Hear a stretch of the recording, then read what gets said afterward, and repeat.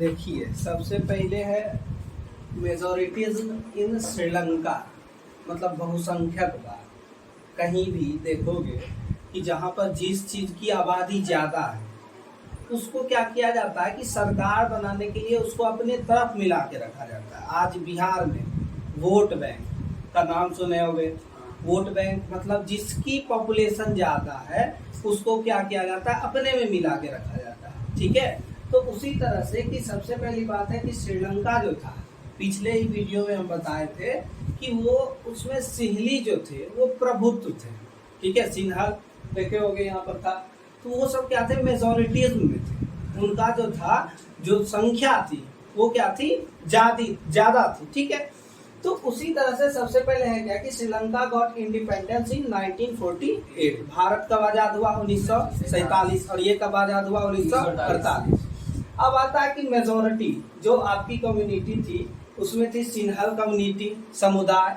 ठीक है, कम्युनिटी मतलब समझते हो समुदाय के लोग थे, और वहां पर वो बहुसंख्यक में थे। ठीक है, जनसंख्या ज्यादा है उसकी। ठीक, अब आता है कि इससे क्या होता था कि बहुत सारे मांग थी उसकी जो ज्यादा, देखो ये है साउथ डोमिनेशन थ्रू मेजोरिटीज, ज्यादा है, मांग करेंगे किस लिए, तो अपने प्रभुत्व को बनाए रखने के लिए। अब किसी स्कूल में देखोगे लड़की ज्यादा है तो लड़की का बात चलता है, लड़का ज्यादा है तो उसका बात चलता है। या क्लास में भी देखते होगे टीचर्स डे बन रहा है, लड़की 4 गो है, लड़का 40 गो है, तो जो लड़का चाहेगा वो करेगा। तो ये सब है कॉमन वे वाला जो लाइफ है, हमारा जीवन आसानी से देखोगे तो वही होता है वहां पर। अब आता है कि इसमें क्या स्टेप टेकन किया गया। भारत में तो भारत 5 उंगली बराबर है नहीं, हिंदू मुस्लिम सिख ईसाई पारसी जितने धर्म है सब समुदाय के लोग यहाँ पर बस रहे हैं। लेकिन यहाँ पर जो सत्ता की साझेदारी हुई वो कुछ और प्रकार से हुई। यहाँ पर क्या किया गया, सबसे पहला श्रीलंका में जो प्रभुत्व स्थापित करने के लिए सिंहल के लिए क्या किया गया। देखो, सब सरकार चाहता है कि हम क्या करें, जो मेजोरिटीज में है उस लोगों के समुदाय के लोगों को मिला करके रखें। क्यों? क्योंकि हमारी सरकार कभी गिरे नहीं। ठीक है, जी हुजूरी करते रहे, जो कहा कर दिए। जैसे याद है हिस्ट्री में पिछले ने वो इसमें बताए थे, क्या बोलता है, नेशनलिज्म इन यूरोप में, कि एक बार जब 1830 में एक तख्ता पलट हुआ था फ्रांस में, तो लुई फिलिप को लाया गया था, और वो घोर प्रतिक्रियावादी नहीं था, बहुत महत्वाकांक्षी था। उसको क्या करता था कि लोग को खुश रखने के लिए कुछ भी कर देता था। ठीक, तो उसी तरह से ये क्या है, वही है, लोग को खुश तो बाद में, उस लोग को खुश करने से इसको भी फायदा है। वोट बनेगा, इसका सरकार बनी रहेगी, कोष में इसका पैसा रहेगा। तो यहाँ क्या किया गया कि in 1956 act was passed to recognise Sinhala as the only official language, thus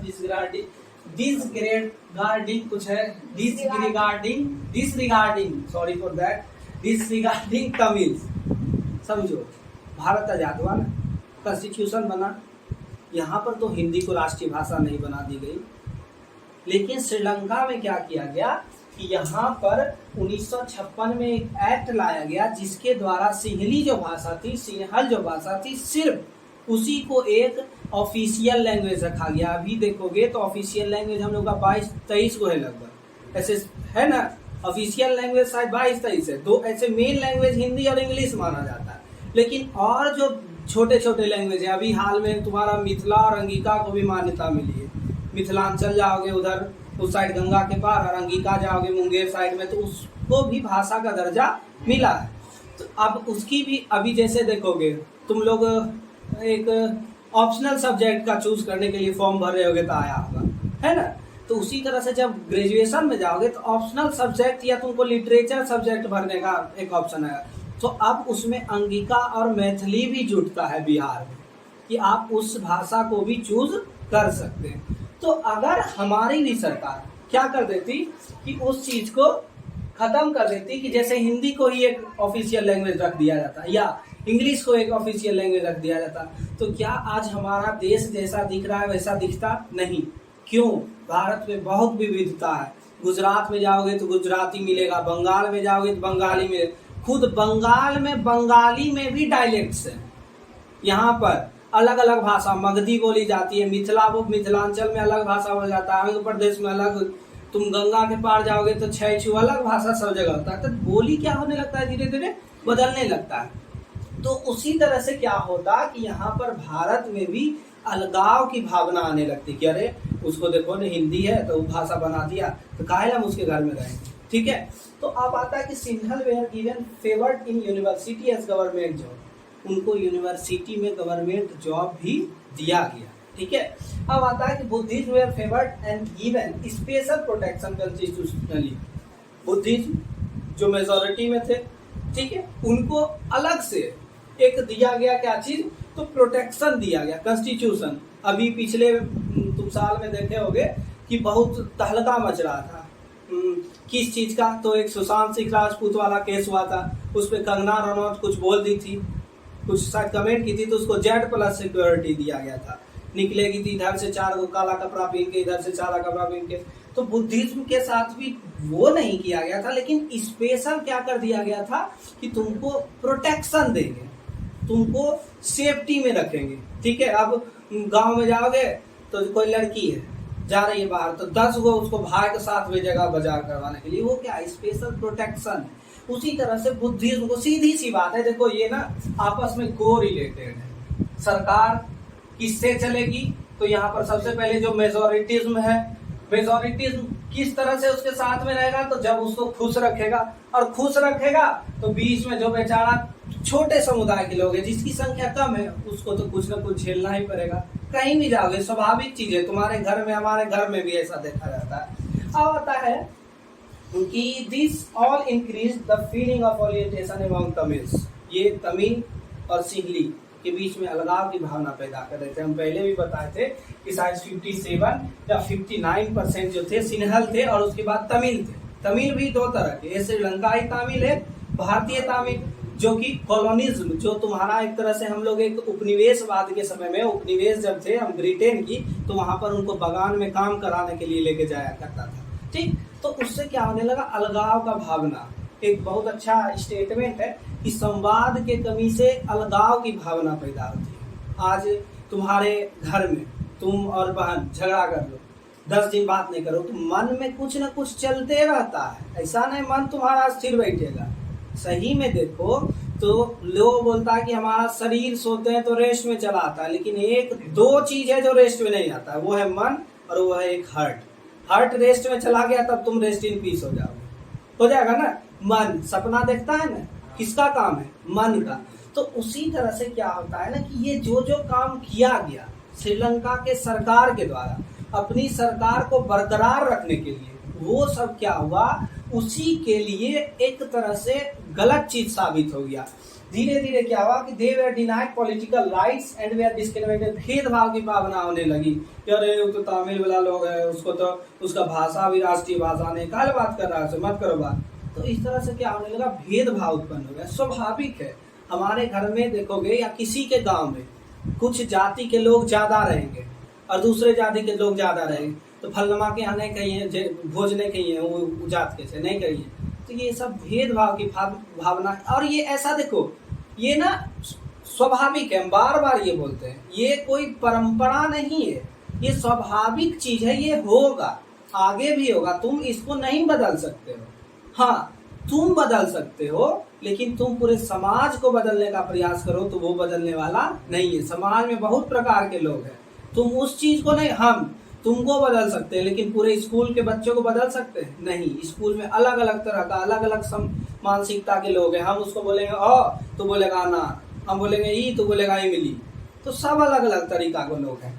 अब आता है कि due to all this relation between Tamil से सिन्हा गॉट स्ट्रेन्ड, खिंचाव हो गया। ठीक है, जैसे स्ट्रेन कभी देखे होगे कि आर्टिकल में तुम्हारा विराट कोहली को स्ट्रेन हो गया, तो क्या हो गया, खिंचाव, मांसपेशी खिंचाव हो गया। ठीक है, तो अब आता है कि Tamils launch struggle against Sinhalas demanding independent Tamilian. तो तमिल के जो लोग थे वो बोले कि भैया हमको अलग से राज्य दे दो, हम रहेंगे, अपना सरकार बनाएंगे। क्या करेंगे, अब तुम हमारा भाषा ने तुम राष्ट्रीय भाषा किया, या तुम हमको भेदभाव का भावना करता है। घर में होता है ना, 2 भाई है, झगड़ा हो गया, बीच में दीवार पड़ गया, बंटवारा होता है, तो वही बोला कि हमको अलग से राज्य दे दो, हम वहां पर रहेंगे, हमको तुमसे कोई मतलब नहीं है।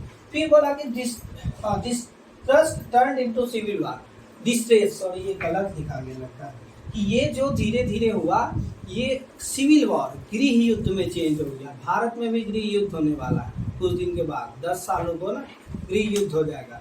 क्यों होगा?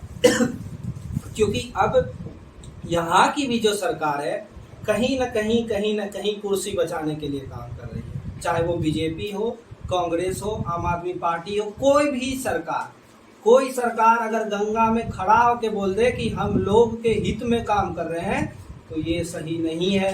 सब कुर्सी बचाने के लिए काम कर रहा है। उस दिन तुमको स्टेटमेंट एक पढ़ाए थे ना कि भारत का शायद डिफेंस जो सिस्टम है वो गिर रहा है।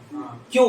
मेड इन इंडिया की वजह से। तो क्या मेड इन इंडिया की वजह से और सेक्टर में तुम्हारा अच्छा प्रभाव नहीं हुआ है?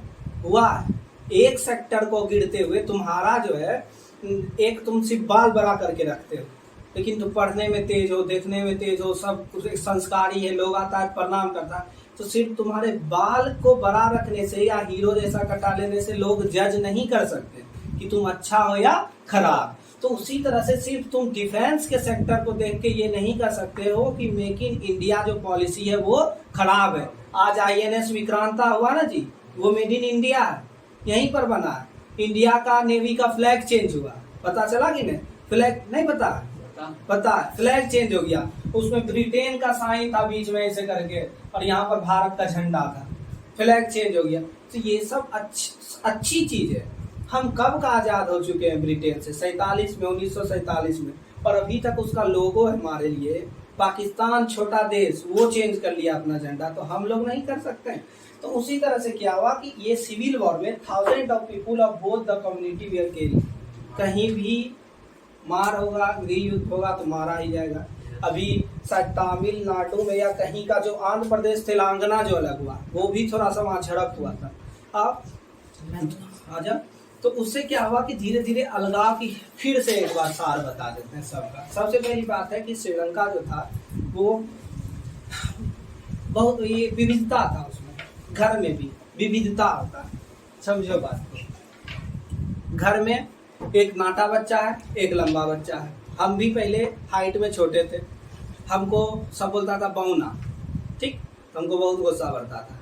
अब एक आदमी बोल दिए, हम बहुत काम करते थे बच्चा में भी, बहुत सारा काम, जब देखो खेलते रहते थे। हमको बोल दिए भैया क्या कि अरे ये तो गणितगर है। अब देखो मेरा मेंटलिटी पर, वो बोले गणितगर है और हम सुनिए कि नटगर है, बौना है।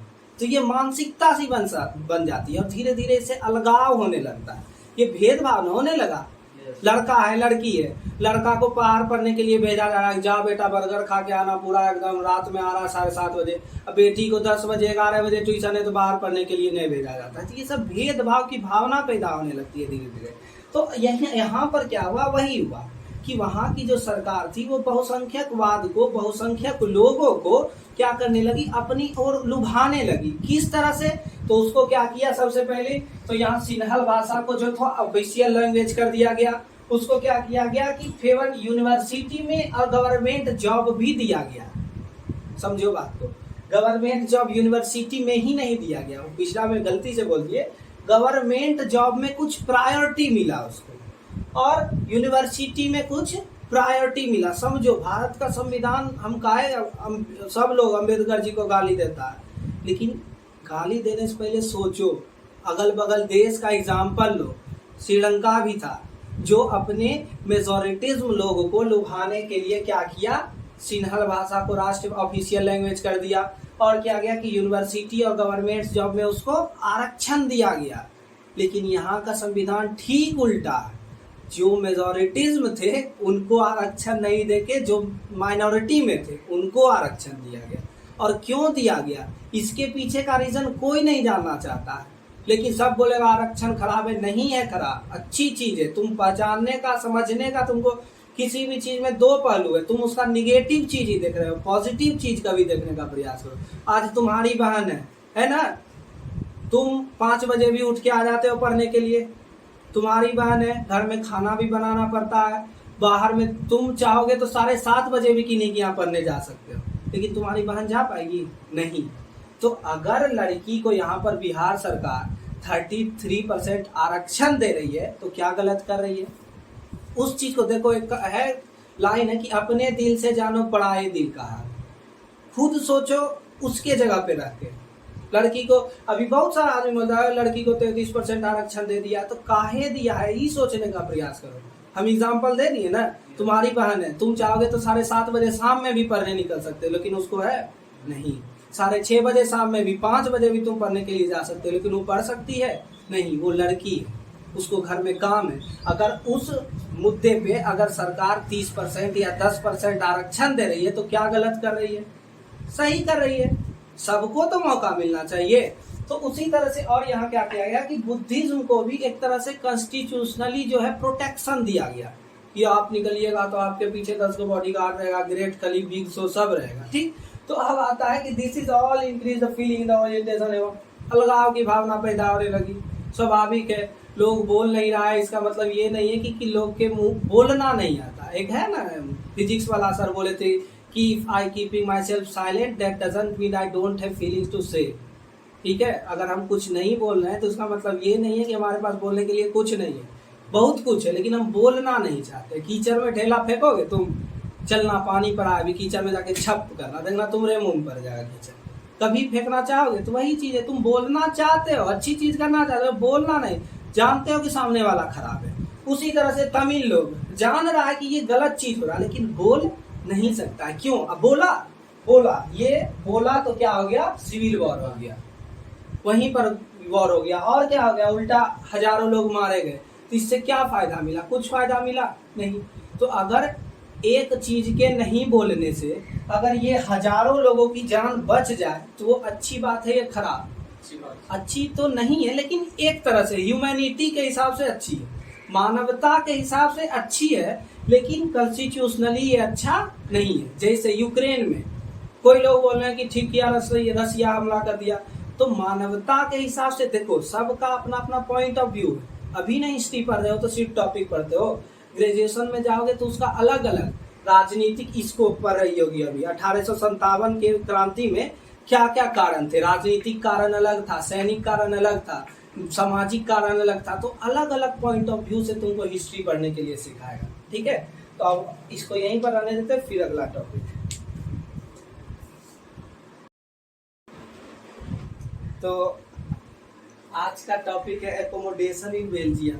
सबसे पहली बात है कि हम लोग जो भी अभी तक पढ़े हैं वो भूल चुके हैं, क्योंकि ये 1-2 दिन में क्या हुआ कि बहुत जो है, एक दिन पढ़ाई हुई, एक दिन पढ़ाई नहीं हुई। तो सबसे पहली बात है कि पीछे वाले चीज को अगर दोहराया जाए तो हम लोग देखे थे कि बेल्जियम जो है एक यूरोप का छोटा सा देश है। आपको हिस्ट्री में भी पढ़ाया गया है कि जब 1830 में मेटरनिक ने कहा था कि जब फ्रांस छिपता है तो पूरे यूरोप को सर्दी हो जाती है। और ठीक 1831 में बेल्जियम में ब्रुसेल्स में क्रांति हुई और वह यूनाइटेड किंगडम ऑफ नीदरलैंड से क्या हो गया? अलग हो गया। अब अलग हुआ तो वो आपकी घर रहे, आपका घर हो या कोई समाज हो या कोई देश हो या कोई महादेश हो, विविधता तो होगी।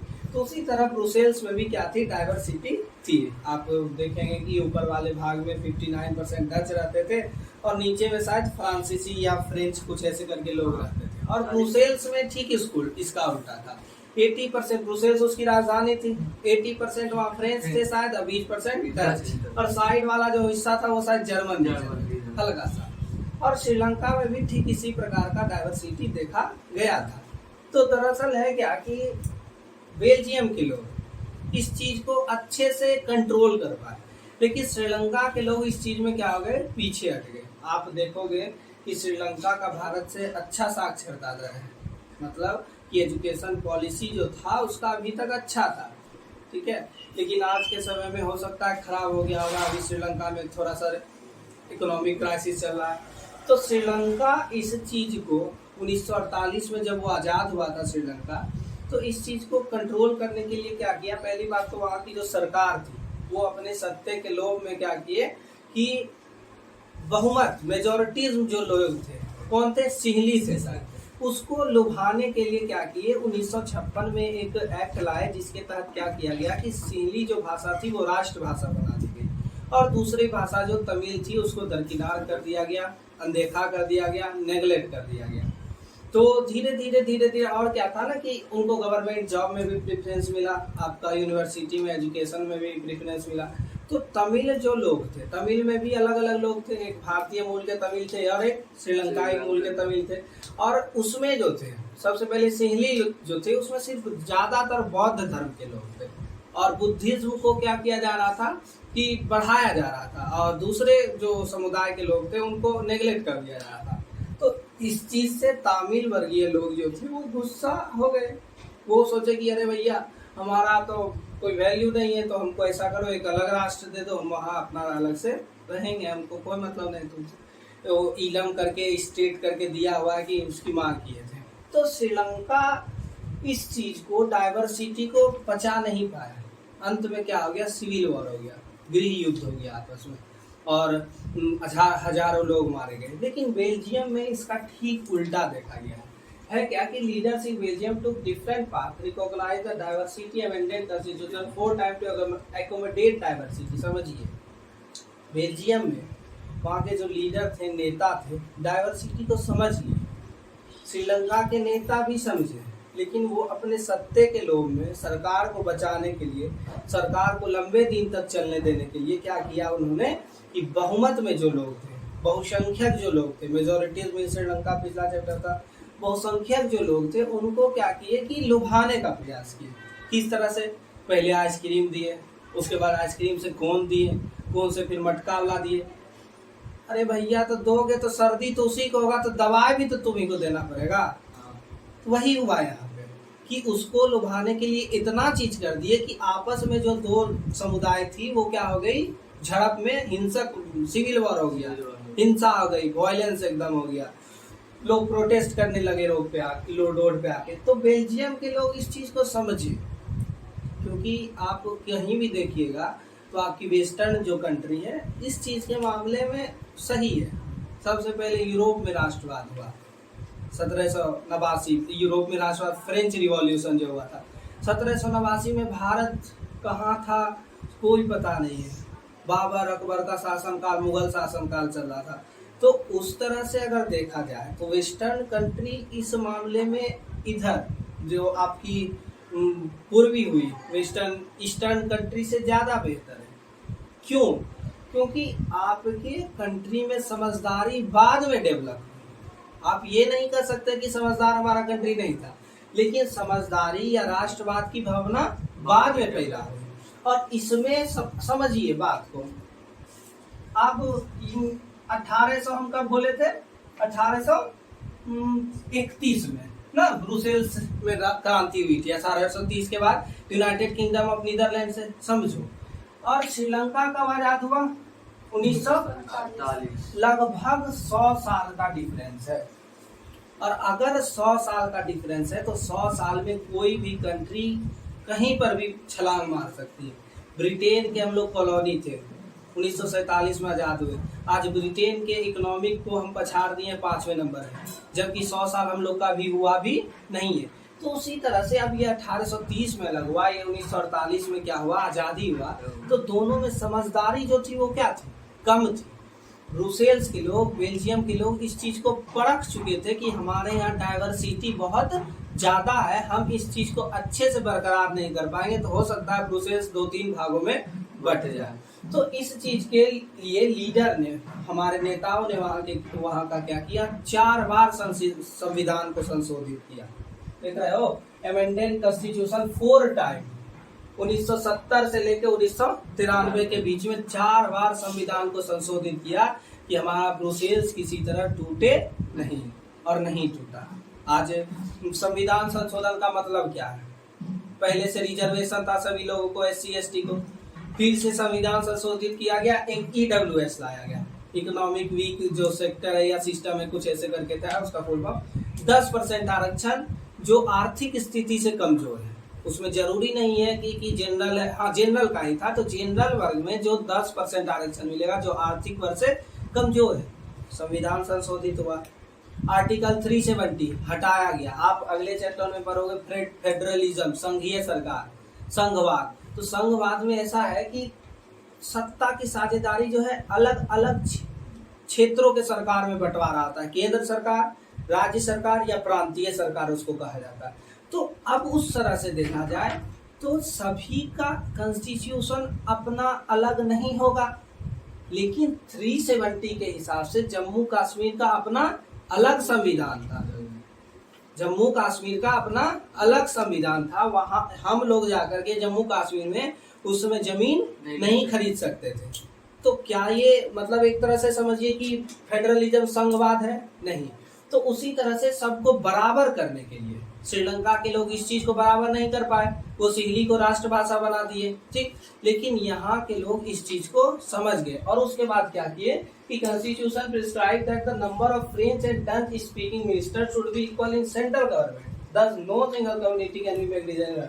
समझिए, सेंट्रल जो गवर्नमेंट थी उसकी, केंद्र में जो सरकार बनती थी, ऐसा नियम बना दिया गया कि डच और फ्रेंच भाषी लोग 543 सीट जैसे भारत में है, तो 543 का आघात 2 दूनी 4, 7 दूनी 14, 271 डच होंगे और 271 फ्रेंच भाषी होंगे।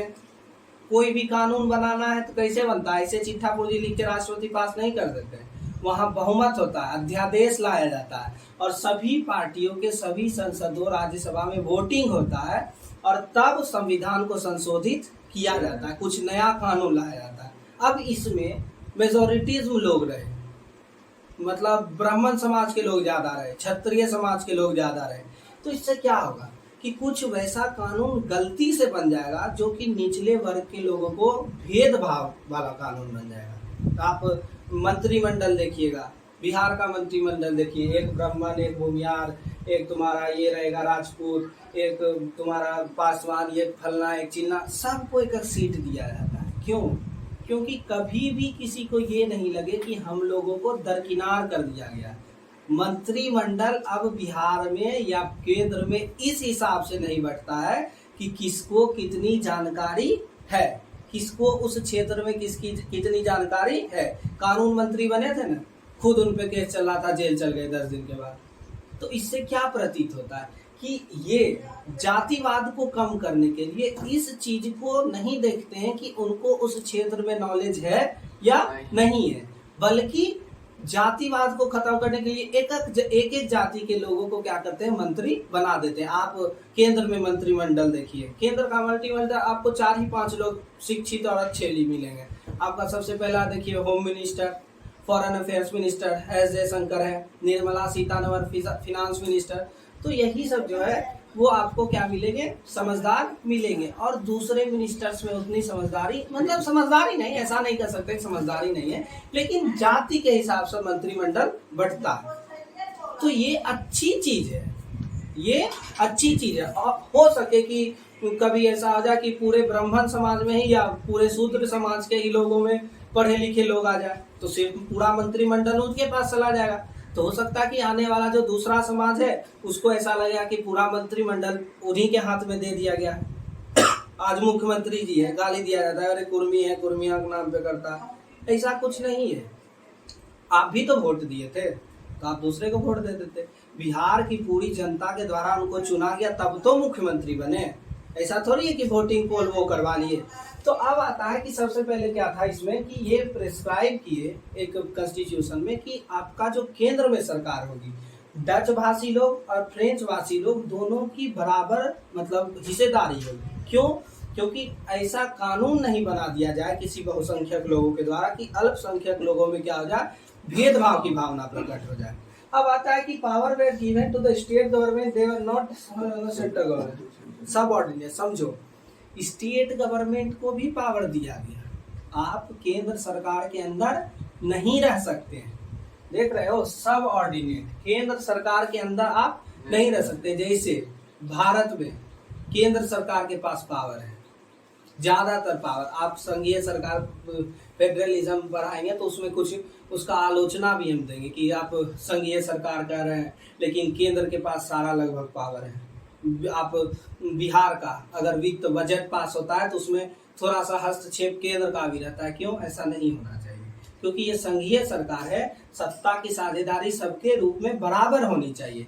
लेकिन बेल्जियम में ये लगभग सटीक बैठ रहा था। क्यों?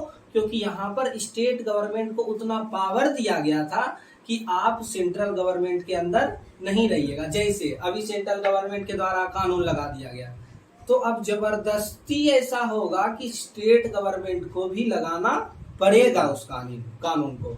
अभी एक आया था ना जनगणना होने वाला है, तो उस पे केंद्र सरकार कह रही है कि हम जातिगत जनगणना नहीं करेंगे, और आपकी राज्य सरकार बिहार सरकार कह रही है कि हम जातिगत जनगणना करेंगे।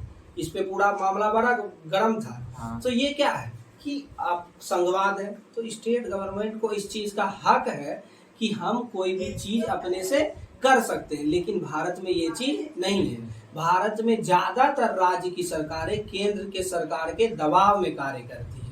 फ्री होगी तो कुछ न कुछ उल्टा होगा, ठीक है। तो अब आता है कि ब्रुसेल्स है separate government in which both the communities have equal representation. हम पहले ही बताएं कि ब्रुसेल्स राजधानी में इसका ठीक उल्टा था। जैसे यहाँ पर 59% डच थे, वहाँ 80% फ्रेंच थे, बहुसंख्यक हो गए। तो अब समझो यहाँ पर 59% डच है, तो बराबर की बात आई तो डच थोड़ा सा सेक्रीफाइस किए कि चलो ठीक है भाई बराबर रहते। अब ब्रुसेल्स में फ्रेंच बहुसंख्यक है, तो वहां पर भी बराबर की बात आई, तो फ्रेंच भी हल्का सा क्या किए, सेक्रीफाइस किए कि नहीं रहने दो। यहाँ पर अगर डच सेक्रीफाइस किया तो यहाँ पर हमको फ्रेंच लोगों को भी सेक्रीफाइस करना पड़ेगा। तो ये है साझेदारी, आपस में तालमेल लग के किसी भी कार्य को करना। अब आता है कि third kind of government, community government has form. This government has power regarding culture, education and language related issue. एक अलग तरह की सरकार बनाई गई, सामुदायिक सरकार। किसी एक समुदाय के लोगों के द्वारा उस सरकार को चुना जाता था, ठीक है, और उनको ये हक था कि उसके संस्कृति कल्चर को बनाए रखने के लिए, एजुकेशन सिस्टम को उसका ठीक करने के लिए। आप पढ़े होंगे अम्बेडकर जी के बारे में कि उनको पुराने समय में पढ़ने के लिए नहीं दिया जाता था, बाहर में बैठ के पढ़ते थे। तो यही तो है एजुकेशन सिस्टम। आप उस चीज को, आप उस समुदाय के लोग हैं, तो सामुदायिक सरकार का ये वहाँ का नियम है कि आप वहाँ की संस्कृति को बनाए रखिए। अब बहुत सारे लोग कहेंगे कि दुर्गा पूजा के बाद एक शायद बकरीद होता है, ठीक दुर्गा पूजा के बाद, तो दुर्गा पूजा के विसर्जन के दिन बाद तुरंत बकरीद क्यों होता है? नहीं होना चाहिए। अपना उसकी संस्कृति, अपना उसका रीति रिवाज है, तो उस चीज को वो बदल नहीं सकता। वो तुम्हारे हाथ में, हमारे हाथ में नहीं है, वो ऊपर से बन के आया। अब आता है लैंग्वेज। अब कोई अगर उर्दू आके तुम्हारे सामने बोला है तो तुम गाली नहीं दे सकते हो। तो सामुदायिक सरकार का ये सब पावर था कि आप वहाँ के संस्कृति, एजुकेशन, लैंग्वेज रिलेटेड इशू को संभालिए। अब आता है कि ब्रुसेल्स है chosen as the headquarter of European Union. Brussels को इसी सब चीजों को देखते हुए हेडक्वार्टर चुना गया यूरोपियन यूनियन का, ठीक है। तो इस चीज को यहीं पर अगला टॉपिक में पढ़ते हैं। इस टॉपिक पे हम लोग पढ़ेंगे कि why power sharing is desirable. सत्ता की साझेदारी की आवश्यकता क्यों, जरूरी क्यों। सैंडविच आया घर में, बर्गर आया, एक ही बर्गर आया। अब एक बर्गर में 3 आदमी है, खाना है, तो बर्गर अगर बांट के ठीक से नहीं काटोगे तो झगड़ा आ जाएगा। ऐसे भी झगड़ा आता है। बर्गर अगर ठीक से नहीं कटा तो इससे भी झगड़ा होगा। अरे तुम ज्यादा ले लिया, छीना झपटी हो गया, जो बर्गर है नीचे गिर गया, खत्म। तो वही है पावर शेयरिंग, कि जो भी पावर है अगर उसको ठीक से बांटा नहीं जाए तो वो झगड़ा होगा।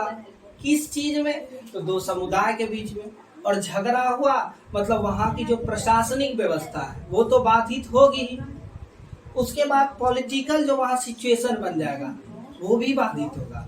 आज भारत में बहुत बड़ा उथल पुथल हो जाए, राजनीतिक उथल पुथल, सरकार गिर जाए, क्या होता है? राष्ट्रपति शासन लग जाता है, ठीक है। घर में झगड़ा कर लिया भाई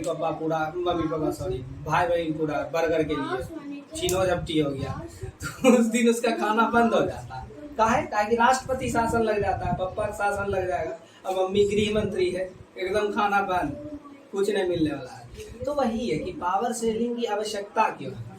तो सबसे पहले विवेकपूर्ण रीजन क्या है, मतलब इसका कोई एक तरह से समझदारी वाला रीजन है। ये हमारे वैसे कोई किताब में लिखने वाले जैसे होता है ना कि एक दिन कल कहानी सुनाई थे ना कि समझदारी जो है किताब से नहीं आती है, वो कुछ ऐसी चीज है जो अपने मन से या धीरे धीरे उम्र के साथ आती है। तो यही है विवेक पूर्ण या प्रूडेंशियल रीजन इसको कहते हैं। It reduce the chance of conflict between various social group. ये जो है कॉन्फ्लिक्ट मतलब हो गया एक तरह से हिंसा टाइप का, ठीक है।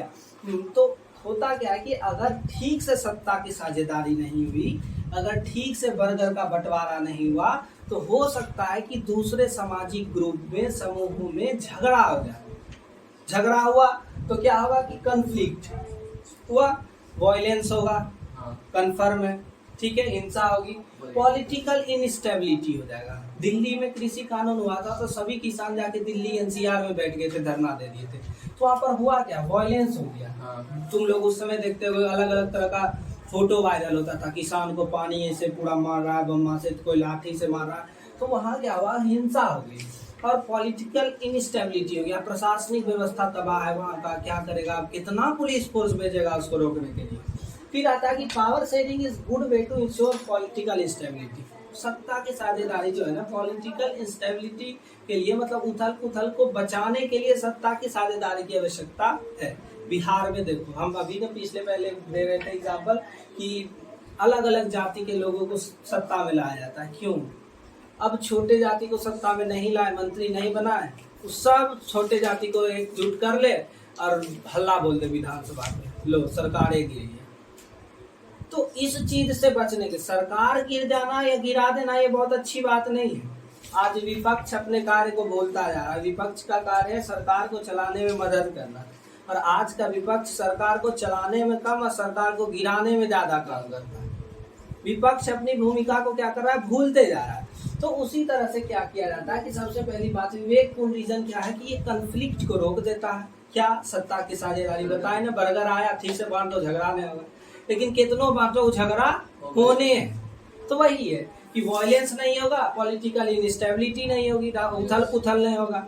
उसके बाद क्या है कि power sharing will bring out better outcome. सत्ता की साझेदारी हो गई तो अच्छे अच्छे तुमको क्या मिलेंगे, वो मिलेगा आउटकम्स, मतलब एक तरह से परिणाम मिलेगा अच्छा से। सत्ता के साथ दोनों भाई बहन झगड़ा करता है खूब, एगो को भेज दो पटना, एगो को भेज दो बनारस, दोनों डीएसपी बन के निकलेगा, और दोनों घर में झगड़ा कर रहा है, बुढ़ारी तक झगड़े करते रह जाएगा। पता चलेगा किसी का नाक टूट गया है, किसी का कान टूटा है, किसी का आँख फूट गया।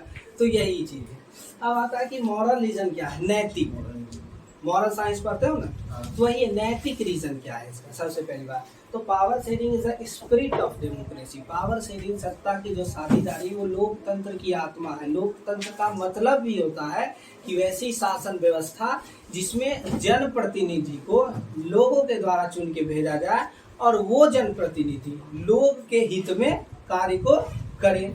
यही है लोकतंत्र का मतलब। तो लोकतंत्र है, जनता चुन के भेजी, तो जनता को इस चीज का जो है अधिकार है कि उसके बीच में सत्ता का बंटवारा ठीक तरीके से हो, उसको अनदेखा नहीं किया जाए, क्योंकि वो भी देश के विकास में कार्य दे रहे हैं, मदद कर रहे हैं। जरूरी नहीं है कि गुपचुप बेचने वाला जो है देश की सेवा नहीं कर रहा है। अलग अलग एग्जाम में जाओगे, एक बार पूछा गया था आईएएस के एग्जाम के इंटरव्यू में कि आप आईएएस काहे बनना चाहते हैं, तो बोला देश की सेवा करने के लिए।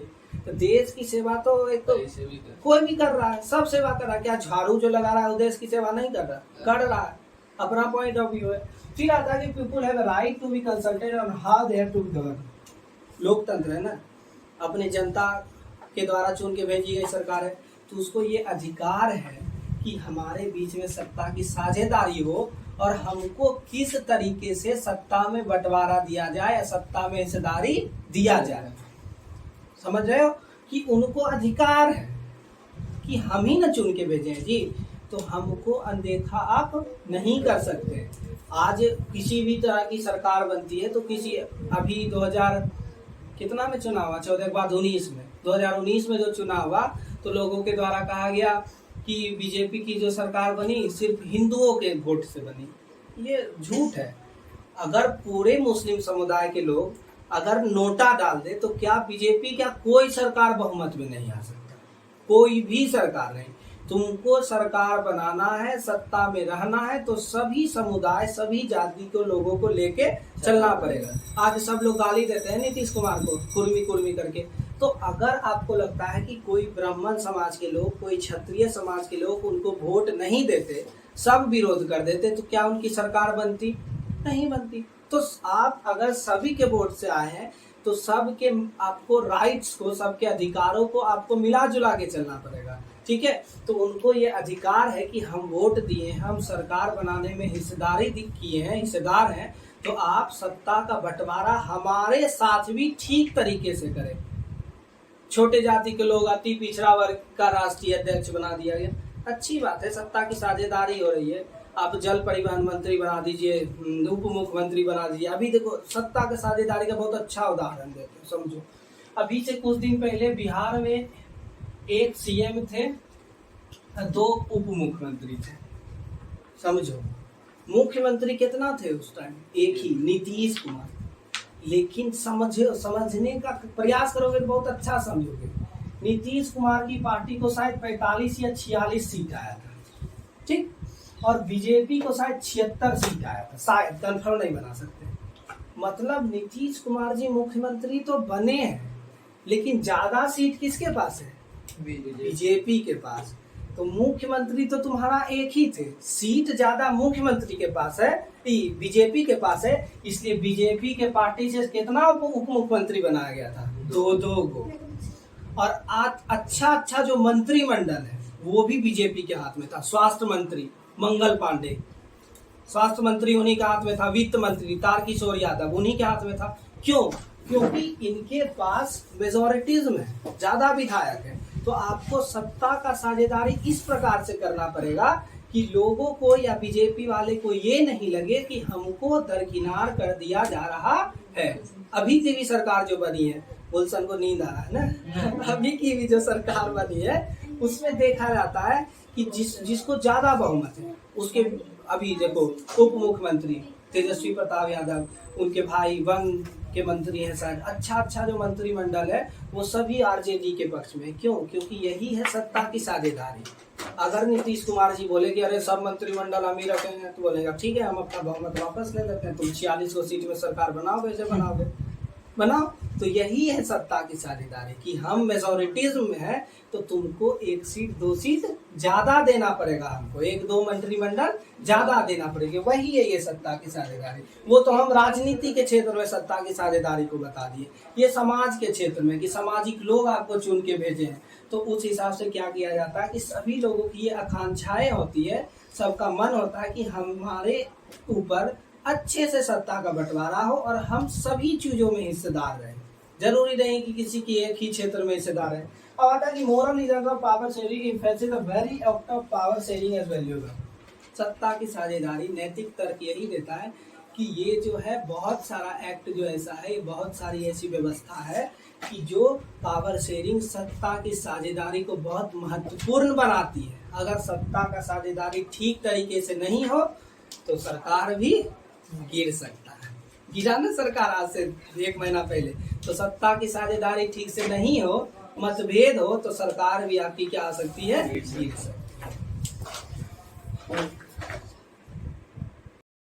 देखो अब आता है कि फॉर्म्स ऑफ पावर शेयरिंग, किस तरह से पावर शेयरिंग, मतलब उसका क्या क्या रूप है, समझ लो बात। तुम्हारे घर में भोज हो रहा है तो पावर को शेयर किया जाता है। कैसे? रसगुल्ला तुम लाओगे, पूरी हम छनवाएंगे, तुम इलायची लेते आओ, तुम पुलाव का चावल लेते आओ, तो ये पावर से सत्ता की साझेदारी वही है। ये भी कि पावर को शेयर किया गया। सबसे पहले है कि changing nation regarding power sharing over period of time, बहुत समय से अगर अच्छे तरह से किया गया पावर शेयरिंग को, तो तुम्हारा जो नेशन है बहुत लंबा चले। लेकिन पावर शेयरिंग नहीं हुआ ठीक से। अब एक के आदमी को बोलो तुम रसगुल्ला लेते आओ, तुम मीठा चावल लेते आओ, पता चला कि भोज स्टार्ट हो गया, आदमी बैठे ले रसगुल्ला ले बाजारे में, काहे? एक ही आदमी के पास तुम ज्यादा जिम्मेवारी दे दोगे, ज्यादा पावर दे दोगे, तो क्या हो जाएगा? धीरे धीरे अकबक करने लगेगा, कोई भी काम सही तरीके से नहीं होगा। ये तथ्य है। इस बात को लेकर के चलना कि पावर शेयरिंग से सिर्फ हमारा नेशन ठीक तरीके से चलेगा, या कन्फ्लिक्ट नहीं होगा, या वायलेंस नहीं होगा, या हिंसा नहीं होगी, ये सही नहीं है। ये अपने भी स्वाभाविक है। तुमको गृह मंत्री भी बना दिया, रक्षा मंत्री भी बना दिया, फिनांस मिनिस्टर भी बना दिया, तुम करोगे क्या? फॉरेन पॉलिसी लेके तुम विदेश जाओगे कि यहाँ वित्त पास करवाने के लिए अपना अटैची लेके जाओगे। तो ये सत्ता की साझेदारी। तो सबसे पहली बात है कि some of common arrangement of power sharing कैसे किया जाता है। तो दिया जाता है पावर शेयरिंग ओवर डिफरेंट और अलग अलग अंगों में शेयर किया जाता है। Power sharing among different organs of government. Organs of government क्या है? तो जैसे केंद्र सरकार, राज्य सरकार, राज्य के पास आती है पंचायती राज को अभी जोड़ा गया है पंचायती राज। ये क्या है? पावर शेयरिंग है। अब समझो बात को, मुखिया के चुनाव में मोदी जी वोट मांगने आएंगे। किसी के मुखिया के गांव में चापानल गड़वाना है तो क्या करेगा? वो नीतीश कुमार को पत्र लिखेगा? नहीं, मुखिया को लिखेगा। क्या है? क्या कि नीतीश कुमार जी उतने सक्षम नहीं है कि हर एक पंचायत, हर एक गांव या हर एक नगर पालिका के क्षेत्र को, वार्ड नंबर क्षेत्र को घूम सके। तो उसके लिए जनप्रतिनिधि बना है। क्या? तो मुखिया, वार्ड, नगर परिषद, तुम्हारा फिर वार्ड परिषद, जिला परिषद, तो ये सब प्रतिनिधि है कि हर एक क्षेत्र में जाकर के हम उस चीज का क्या करें? देख रेख करें। और उसका जो एक तरह से होता है ना कि तुम देख रहे होगे कि संज्ञान लिए हैं। संज्ञान क्या है? उसके ऊपर क्या करना है? देख रेख कर लेना। तो उसी तरह से जब अलग अलग डिफरेंट्स में इसका पावर शेयरिंग होता है, समझो ये कड़ी है। केंद्र सरकार, राज्य टूटा, राज्य में नगर पालिका टूटा, नगर पालिका में अलग अलग वार्ड आया, वार्ड में भी धीरे धीरे तुम्हारा छोटे छोटे क्षेत्र आ गए। तो इससे क्या होता है कि अब समझो हम छोटे से व्यक्ति हैं किसी वार्ड से, तुम डायरेक्ट मोदी जी को फोन करके थोड़ी बोलोगे कि अरे मोदी जी हमारे यहाँ चापानल खराब हो गया कि हमारा नाली में पानी है और हमारी पिल्लू बहुत है। डायरेक्ट तो मोदी जी को नहीं फोन कर सकते। किसको करोगे? मुखिया को छीनेंगे। मुखिया बोलेगा अपना जो एक तरह से कहो तो उसको कहता है जिला परिषद या वार्ड परिषद जो उसका है, वो कहेगा विधायक, विधायक संसद, संसद से फिर मामला जाएगा विधानसभा में, विधानसभा से मामला जाएगा किस चीज में? हटा लो उसको, विधानसभा से मामला गया ऊपर। ठीक, जब सुनवाई नहीं होगी, ऐसे नाली के लिए राष्ट्रपति के पास तो फोन नहीं है जाएगा कि छोटे स्तर पे काम हो जाएगा। तो इसलिए सत्ता की साझेदारी की जाती है कि सरकार ठीक तरीके से चल सके। ये ऐसा कहना उचित नहीं है कि कन्फ्लिक्ट रुक जाएगा। सत्ता की साझेदारी से कन्फ्लिक्ट होता ही है और होगा ही, उसको रोक पाना असंभव है। लेकिन क्या इस चीज को देखते हुए हम सत्ता की साझेदारी को छोड़ दें? बिल्कुल नहीं। तुम्हारे घर में कुछ हो रहा है, सब आदमी सब्जी लेने चल गया, तो दूसरा सामान कौन लाएगा? हम उस दिन बर्थडे हो रहा था, हम ऊपर देख रहे थे, नीचे में खाना बना था, हम सब छोलनी है करैया ले खड़ा रहते तो वहाँ कौन करता? खिलाता कौन? तो यही हुआ पावर से कि सबका अपना अपना एक स्थान है, सबका अपना अपना एक कार्य है, सबका अपना अपना एक क्षमता। जब हुआ था तुम्हारा एक उड़ी वाले में एक हुआ था ना, क्या चीज? हाँ, वो एक फिल्म भी है सर्जिकल स्ट्राइक। सर्जिकल स्ट्राइक हुआ था तो लोग कहते हैं कि मोदी जी सुबह 4 बजे तक जगे थे, रात में 2:30-3 बजे सर्जिकल स्ट्राइक हुआ। तो वो उनकी क्षमता है। तुम रात भर जग पाओगे 4-5 बजे तक? नहीं, झुकते रहोगे। तो मोदी जी क्षमता है, कायद करेला जूस पी रहे हो, मार एकदम, तुम चावल खा के सो जाते हो। चावल बासमती राइस हाई क्वालिटी वाला एकदम प्रीमियम, 700-800 रुपया केजी, उसमें भी क्या 2 चम्मच खाएंगे उसके बाद हो गया।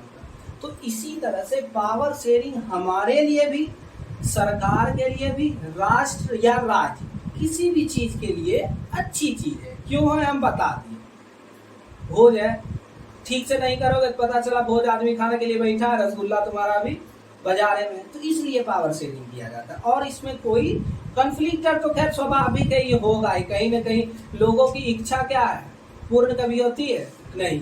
तो अब आता है कि कैसे पावर शेयरिंग किया गया। तो ऐसे थोड़ी बोल रहे हैं कि एगो रसगुल्ला चलिए लाने, एगो फलना ला गया, नहीं है। सबसे पहले लेजिस्लेचर, विधानमंडल, विधानसभा में लोग क्या करते हैं, जैसे विधायक हैं तो विधानमंडल में आकर के वो लोग अपनी वार्ता करते हैं, कोई भी कानून है उस पर बात करते हैं।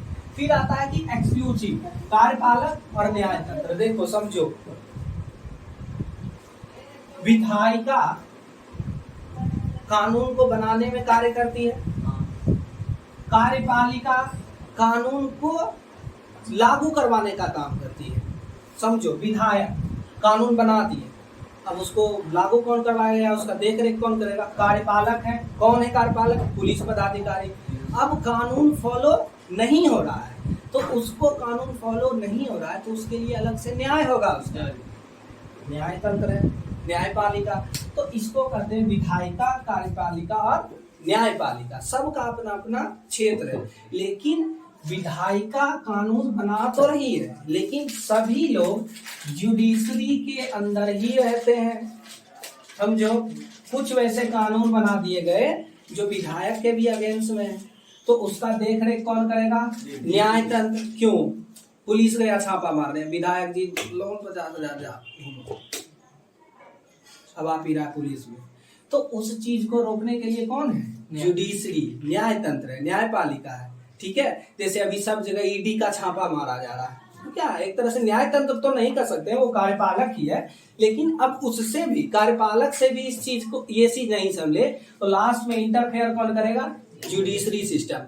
अभी हाल में एक स्टेटमेंट आया था सुप्रीम कोर्ट के तरफ से कि एक आदमी आरटीआई किया कि सर ऐसा है कि बीसीसीआई जिस तरह आईपीएल करवाती है या अलग अलग तरह के खेल में प्लेयरों का खरीद बिक्री होता है, तो क्या हम उसको दुकान कह सकते हैं? तो उसका स्टेटमेंट आया बिल्कुल सही, क्योंकि आज बीसीसीआई जिस तरह से पैसे कमाने के लिए आज बिक्री होता है खिलाड़ी का, स्टार स्पोर्ट्स बोली लगा रहा है, ड्रीम 11 आईपीएल, वीवो आईपीएल, तो इसको हम दुकान कह सकते हैं। सबसे बात नहीं संभला तो अंत में कौन इंटरफेयर किया? Judiciary system. समझ में आया? अब आता है कि horizontal distribution of power, vertical, horizontal, समान सीधा स्तर से रहता है। ठीक है, अब आता है कि system of check and balance is develop. किसी भी चीज के पीछे क्या करना है कि सबसे पहले उसको चेक करना है कि ये सही है या नहीं है। ठीक है, इसको हम लोग को क्या करना है? डेवलप। और समानता भी। अब हम पिछले बारे में शायद एक बता रहे थे कि कानून लाया गया था जिसमें समानता कहा जा रहा है, महिलाओं को क्या कर रहा है? समान। लेकिन वही एक महिला है जिसको 3 बार तलाक बोल दिया तो डाइवोर्स हो गया, और एक महिला है जो 3 बार तलाक बोला तो चप्पल खा जाता है। ठीक, तो ये समानता हुई नहीं। तो इस चीज का डेवलपमेंट होता है कि सभी को समान तरीके से, समान नजरिए से हम लोगों को देखना है। अब आता है कि power sharing among different levels of government. पहले तो हम बता दिए कि किस तरह से होता है। अब आता है कि डिफरेंट लेवल्स पे, तो अब है कि vertical distribution of power, central government, state government, state से फिर उसकी छोटी छोटी अंग टूटती है। ठीक है, तो यही है सेंट्रल, स्टेट, आजा लोकल गवर्नमेंट। तो ये 3 तरह का जो तुम्हारा गवर्नमेंट है आजा वो कार्य करती है। ठीक है, सेंट्रल में कौन है अभी? प्रेसिडेंट कौन है तुम्हारे अभी? बोलो बोलो जी, द्रौपदी मुर्मू, द्रौपदी मुर्मू। ठीक है, वाइस प्रेसिडेंट कौन था? जगदीप धनखड़। 10वां बच्चा है, ये सब चीज याद नहीं करता, एकदम बकलोल हो गया है सब। अब आता है कि federal division of power, federalism. अगला चैप्टर है संघवाद। किस तरह का संघ? तो संघ में एक सरकार को दूसरे सरकार, मतलब सरकारों के बीच सत्ता का जो है बंटवारा होता है, संघ है। हम बताए थे कि एक संघीय शासन है भारत में। किस प्रकार? तो यहाँ पर राष्ट्रपति है, यहाँ पर प्रधानमंत्री है, मुख्यमंत्री, तीनों सभी का अपना अपना क्षेत्र बटा हुआ है। अब मुख्यमंत्री जी जाके पीएम ऑफिस में जाके नहीं नारा लगवाने लगेगी अरे हमको वोट दो, वो अपने क्षेत्र तक रहेंगे। सबका अपना अपना क्षेत्र है और सबका अपना अपना कार्य है। अब कुछ वैसे कार्य हैं जिसको इंटरनेशनली सुलझाया जाता है, जैसे अभी बिहार, बहुत सारा जल विवाद है, कावेरी जल विवाद है, कृष्णा नदी का जल विवाद है। क्या है? समझो, बिहार से गंगा जा रही है ना, हल्का सा यहाँ जाते हुए पश्चिम बंगाल में जाती है, देख रहे होगे। अब बिहार बोल दे कि हम जो है यहाँ पर एक डैम बना रहे हैं, रोक देंगे पानी, स्टेट में बह रहा है तो ये इसको अधिकार है, इस पे फिर बाद में क्या होगा? चर्चा होगी, दोनों सरकार आपस में बात करेगी। लेकिन अब जाए बिहार सरकार या कोई भी सरकार बोले हम समुद्र में पानी रोक देंगे, पी जाएंगे समुद्र को, तो वो उसके अधिकार में नहीं है। समुद्र अधिकार में है भारत का, लेकिन कुछ ही एरिया तक, 20-30 किलोमीटर तक। अब समुद्र तुम्हारा यहाँ हिंद महासागर है, अरब महासागर है, चल जा तुम अब वहाँ अटलांटिक में, बोलो ये तो मेरा है हम पी जाएंगे अब इसको, नहीं। उस पे जो है यूएन का अधिकार है, जो ग्लोबली सरकार बनती है उस पे ग्लोबल गवर्नमेंट का अधिकार है, वो भारत का नहीं है। तुम अपने घर में हो, तो तुम यहाँ पे न पढ़ोगे, रोड पे जाके टेबल उबुल लगा के बोलेगा हम पढ़ेंगे, जहाँ यहाँ से रोड जाम कर देंगे, तो ऐसा होगा नहीं। तो उसी तरह से क्या होता है कि वर्टिकली डिस्ट्रीब्यूशन होता है, किसमें, तो सेंट्रल गवर्नमेंट, स्टेट गवर्नमेंट और लोकल गवर्नमेंट के बीच में। लोकल गवर्नमेंट तो बताएं क्या है, मुखिया, नगर पालिका, नगर परिषद, जिला परिषद, ये सब चीज क्या करते हैं कि छोटे छोटे तरीके से कार्य करते हैं। अब विधायक जी सब गांव नहीं घूम पाते हैं, तो उनके लिए मुखिया है, उनके लिए तुम्हारा ये वार्ड परिषद है। वो अच्छा कार्य करेगा तो विधायक के भी प्रति उसका अच्छा इमेज बनेगा, विधायक अच्छा काम करेगा तो सरकार के प्रति अच्छी इमेज बनेगी, और सरकार अच्छी काम करेगी तो हो सकता है अगले चुनाव में सेंट्रल गवर्नमेंट में उसका सरकार बन जाए। बस इसी तरह से लैडर है, सब चीज लैडर है, बस सीढ़ी के तरह चढ़ते चलना है, चढ़ते चलना है। अच्छा करोगे ठीक है, नहीं अच्छा करो तो सीढ़ी का एक पायदान खत्म, तुम्हारा वहीं से सरकार गिर जाएगा। इसका सबसे बड़ा उदाहरण है आम आदमी पार्टी। पहले दिल्ली में सरकार बनाया, अच्छा काम किया दिल्ली में, पंजाब में सरकार बनाया।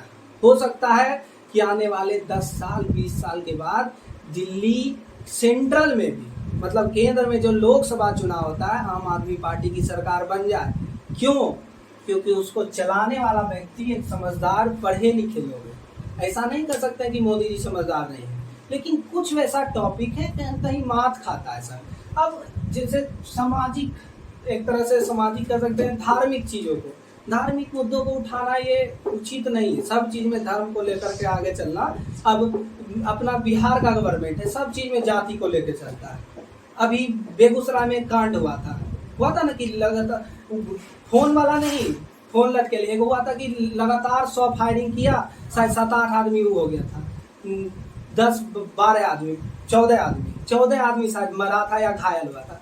तो उसमें सरकार के द्वारा स्टेटमेंट आया कि ये वहाँ के बाहुबली लोगों का किया कराया सोच है। अब वहाँ का बाहुबली लोग है कौन? बेगूसराय बीहट में नहीं, बेगूसराय बीहट में कौन सा जाति सबसे ज्यादा बहुसंख्यक है? भूमिहार।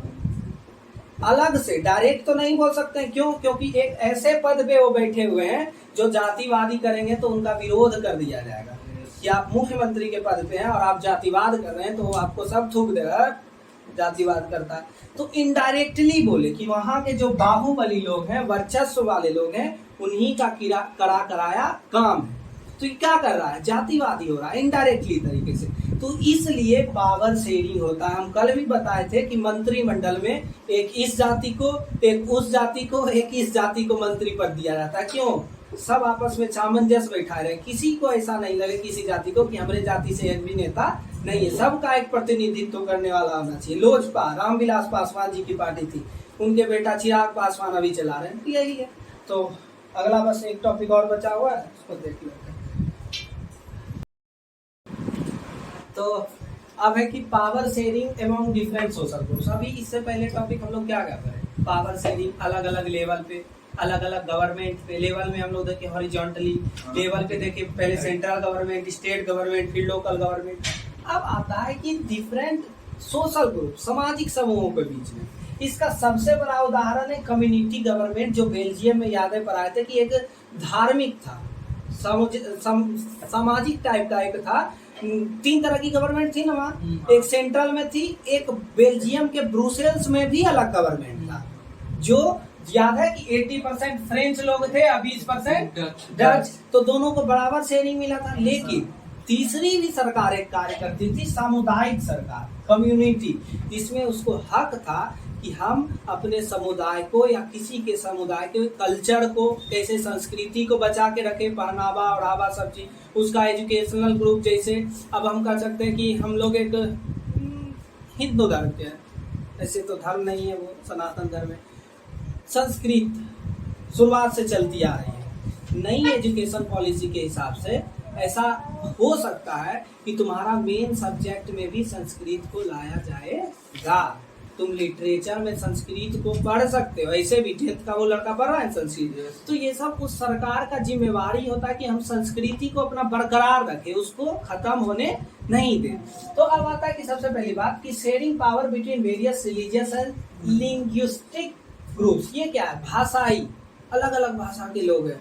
कोई अंगिका बोला ऐसे, वो तो बोली है, अंगिका मैथिली ये सब बोली है। भाषा हो गया हिंदू, मुस्लिम, सिख, ईसाई, सबका अलग अलग भाषा, ठीक है। आप देखोगे तो अलग से सबका सरकार रहता है, लेकिन भारत में ऐसा कोई सरकार नहीं है, रिलीजियस सरकार गवर्नमेंट कोई नहीं है। अगर हो जाए तो भारत तुम्हारा टिक ही नहीं पाएगा। टिक पाएगा नहीं। वो अलग बोलेगा कि ऐसा करो, उर्दू को हमको बना दो तुम राष्ट्रीय भाषा, बोलेगा हिंदी को बना दो, कोई बोलेगा इंग्लिश को बना दो। तो ये सरकार, इसलिए संविधान जो बना है हमारा मंझे हुए तरीके से बना है। कुछ वैसी चीजें अच्छी भी है संविधान में, कुछ वैसे चीजें गलती भी है संविधान में, लेकिन हम उसको गलत नहीं कह सकते। क्यों? क्योंकि उस समय की परिस्थिति और समय की मांग ही वही थी। अभी आज से तुम 10 साल पहले की लड़की को देखेगा, कम से कम 5 रोटी खाएगी। अभी के लड़की देखो 3-2 रोटी में अब पेट भर गया, नाटक नौटंकी। खा सकती है, उसको भूख लगा ले, लेकिन सामने वाला दिखाना है ना कि हम 2-3 रोटी ज्यादा नहीं खाते, स्लिम रहेंगे। तो ये समय की मांग है। भी देखेगा बच्चा रोटी चावल कम खाएगा, 4 खाता है, पूरा मिर्ची खा रहा है, लड़की लड़का पूरा एकदम मोमोज खा रहा है। कोई गंद नहीं स्वाद है मोमोज में। हम एक बार खाने गए मोमोज, इतना गंदा लगा कि सब मोमोज फेंकना पड़ गया, पूरा पैसा बर्बाद। तो समय के मांग के अनुसार चलना पड़ता है कि तुम इस चीज को गलत नहीं कर सकते। समझो, अभी से 20 साल पहले लोगों को पूछता दलिया जान रहे हो क्या होता है? गेहूं और को पूरा एकदम चुनी चुनी छूट करके पीस करके दिया, वही पन्नी में पैक हो गया, मॉल में रखा गया, उसका नाम हो गया ओट्स। तो फलना तो चिलना है दलिए, उस पैक हो गया पन्नी में तो नाम अलग हो गया। यहाँ पर जूता बनाने वाला आगा, एकदम फर्स्ट क्लास एकदम 1 नंबर का जूता बनाएगा, उसी को तुम पैक कर दो डब्बा में, पन्नी लगा दो, हो गया एकदम वुडलैंड का जूता। तो ये समय की मांग है। तुम लोकल चीज को पसंद नहीं करोगे, उसी को पन्नी में पैक कर दो ना, सब दुकानदार करता है, हम जानते हैं ना उस चीज को। लाया कलकत्ता से इतना 1 बोरा माल उठा के, पन्नी लगाया, डब्बा लगा दिया, चिप्पी मार दिया, बारकोड स्कैन करने वाला। अरे साला ये तो नाम ही है, एकदम ब्रांड है, कुछ नहीं, मूड को तुम खरीद रहे हो उसको। ठीक है, तो उसी तरह से यहाँ क्या है कि पावर को शेयरिंग किया जाता है अलग अलग रिलीजियस और अलग अलग लिंग्विस्टिक मतलब भाषाई लोगों के बीच में। अब आता है कि reserve constituencies in state assembly and parliament of our country. समझो, विधानमंडल में, विधानसभा में और लोकसभा में सबका जो है अलग अलग तरह से उनको क्या किया गया है कि बांट दिया गया है कि आपका इतना सीट है, आपका इतना सीट है। जैसे याद है ब्रुसेल्स की सरकार में, बेल्जियम की सरकार में, बेल्जियम में डच लोग पूरे केंद्र की सरकार में थोड़ा सेक्रीफाइस किए क्योंकि वहां पर वो 59% थे और वो दूसरा, लेकिन उसके जो ब्रुसेल्स में राजधानी में वो फ्रांसीसी लोग ज्यादा थे बहुमत में, लेकिन सब जगह को सेक्रीफाइस वहां पर करना पड़ा। तो उसी तरह से रिलीजियस ग्रुप में जो आपका विधानमंडल है, विधानसभा और लोकसभा, सभी का अपना सीट बता हुआ रहता है कि इतनी जाति के लोग इतनी धर्म के लोग इतने रहेंगे, सबका सीट है। क्यों किसी को ये नहीं लगे कि हमको ऐसा नहीं माना जाता है। याद करो, हम बहुत पहले बताए थे कि भारत का विभाजन का कारण एक और था कि उस समय की जो मुस्लिम लीग थी ये मांग की कि हमको आप अपना कुछ क्षेत्र दे दीजिए जहां पर दूसरे पार्टी के लोग खड़े ही नहीं हो सके, हम ही के पार्टी के लोग मुस्लिम लीग के ही खड़े होंगे, वहीं से कोई सरकार बनाएगा, जीतेगा। खराब नहीं था, वो मान लेना था। ऐसे भी इनडायरेक्टली आप कर ही रहे हैं। आप बार विधानसभा के कोई वार्ड सदस्य को उठा के देख लीजिए, वहाँ SC ST या OBC कोटा से ऊपर वाले लोग खड़े ही नहीं हो पाएंगे, होते हैं बहुत ऐसा क्षेत्र है।